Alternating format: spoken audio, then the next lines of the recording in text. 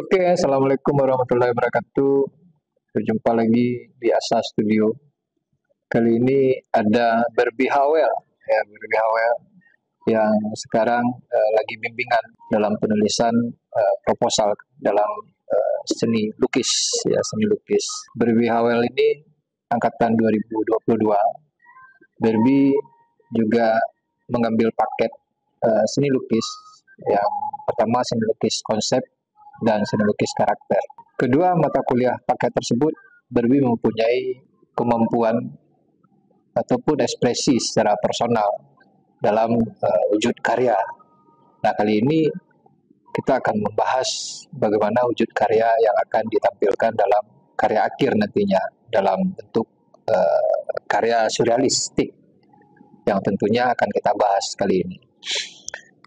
Nah, Barbie, di karya akhir ini, Barbie mengangkat judul dan seperti apa kira-kira perwujudannya. Nah, tentu dalam hal itu kita akan mengetahui arah kemana kita akan memandang karya tersebut.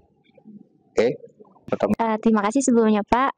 Jadi judul karya akhir yang Barbie ambil itu Eksotis Bangunan Bersejarah di Kota Bengkulu dalam karya lukis surrealistik. Nah, jadi kenapa Barbie ambil judul ini? Karena di Bengkulu itu banyak bangunan-bangunan bersejarah peninggalan kolonial. Karena Bengkulu kan dijajah oleh dua negara. Iya, negara ada Belanda dan Inggris. Nah, bentuk dari kolonial ini tuh ada dalam bentuk peninggalan bangunan, yaitu bangunan bersejarah tadi. Oke, bangunan bersejarah. Kira-kira di bangunan bersejarah itu apanya yang menarik?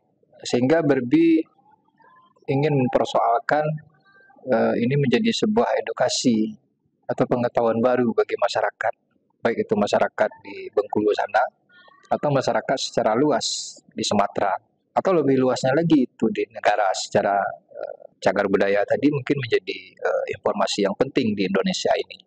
Nah, Barbie bisa menjelaskan seperti apa itu pentingnya atau seperti apa itu bentuk wujud yang menjadi alasan Barbie bahwa itu adalah ketertarikan. Ya, benar. Alasan kenapa Barbie pilih bangunan bersejarah karena sesuai judul tadi Pak, eksotis dari bangunan bersejarah. Nah, eksotis di sini kan artinya suatu yang indah, unik, berasal dari luar. Nah, dalam konteks bangunan ini kita bisa lihat dari arsitekturnya Pak. Nah, bagaimana kalau arsitektur dalam bangunan ini dipengaruhi oleh budaya dari dua bangsa tadi, ada Belanda, ada Inggris. Kedua, eksotis ini Barbie ambil dari cerita di balik bangunan itu Pak. Ada lebih sekedar bangunan yang ditinggali dari bangsa itu, tapi ada cerita-ceritanya. Misalnya ada peninggalan benteng Marlborough. Nah, itu merupakan peninggalan dari bangsa Inggris, di mana ada cerita menarik yang bisa diambil bagaimana Inggris yang awalnya dia berdagang, kemudian menjajah. Jadi ada makna dari bangunan itu, nilainya yang bisa kita ambil lebih dalam, Pak. Oke, berarti ada sebuah nilai, tentunya dari nilai ini menjadi budaya ya yang akan menjadi turun temurun tentunya terhadap generasi ya, terhadap pemuda-pemuda yang ada di situ, pemuda-pemudi yang ada di situ, sehingga ada yang menuruti karakter, mungkin ada yang menuruti kegiatan atau keberlangsungan hidup di sana gara-gara nilai-nilai tersebut dalam estetis atau dalam arsitektur bangunan itu. Nah, sangat menarik sekali.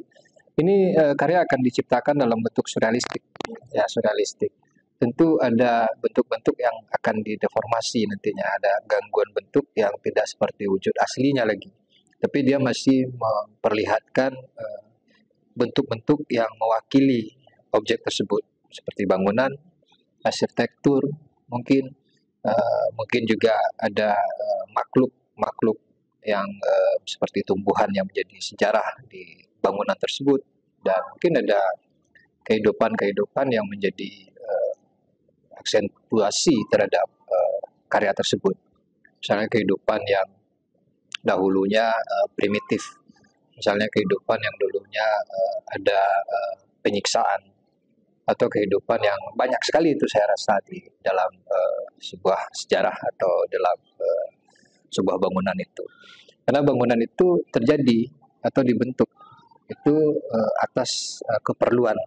Ya, seperti juga saya pergi ke Sawalunto, itu ada dapur umumnya penjajah, itu waktu itu dapur umumnya untuk masyarakat. Itu ada namanya gudang rangsum.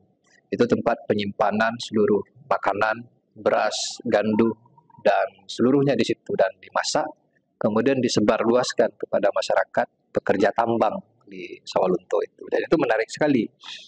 Nah juga mungkin di Bengkulu sana juga ada hal-hal yang mungkin itu menjadi pengetahuan umum bagi masyarakat setempat.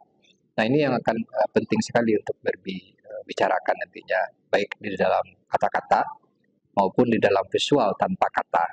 Ya. Nah terakhir mungkin ada kata-kata motivasi terhadap teman-teman kita yang lagi menyaksikan di video ini. Mungkin motivasi ini menjadi sebuah dorongan juga nantinya untuk maju kepada tugas akhir.